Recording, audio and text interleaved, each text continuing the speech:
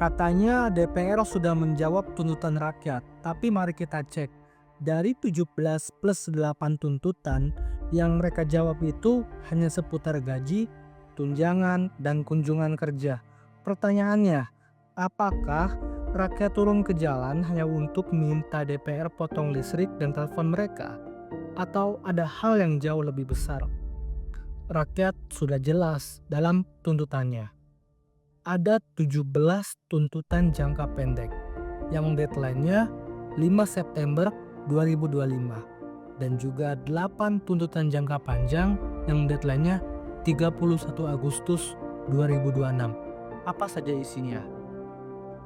Ada tarik TNI dari pengamanan sipil, hentikan kekerasan polisi, bebaskan demonstran yang ditahan, bentuk tim independen investigasi kasus Afan Kurniawan dan korban lainnya, pecat anggota DPR dan kader partai yang bikin rusak cita rakyat.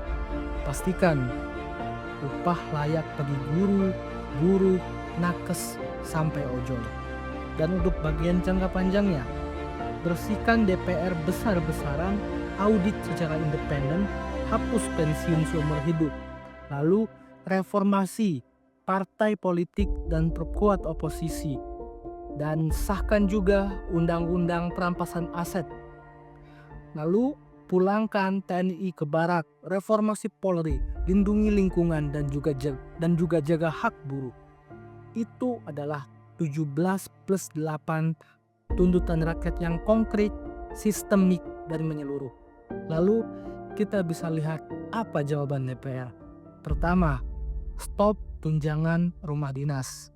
Kedua, moratorium kunjungan luar negeri. Ketiga, pangkas biaya listrik, telepon, dan transportasi. Keempat, nonaktifkan anggota yang bermasalah. Yang kelima, janji transparansi gaji dan tunjangan. Apakah itu buruk? Tidak juga. Tapi apakah itu cukup? Jelas tidak, kawan-kawan. Karena rakyat tidak hanya menuntut penghematan biaya DPR. Rakyat menuntut keadilan sosial, demokrasi yang sehat, dan keberpihakan penuh kepada mereka yang paling lemah.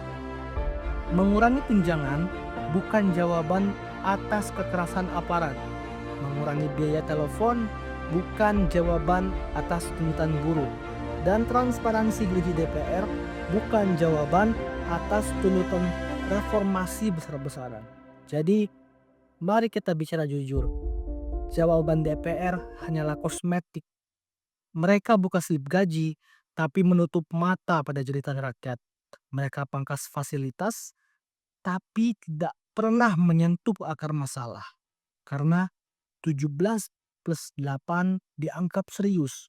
Maka yang harus DPR buka itu bukan cuma daftar tunjangan, kawan-kawan, tapi juga komitmen politik mereka pada demokrasi, hak asasi manusia, dan kesejahteraan rakyat.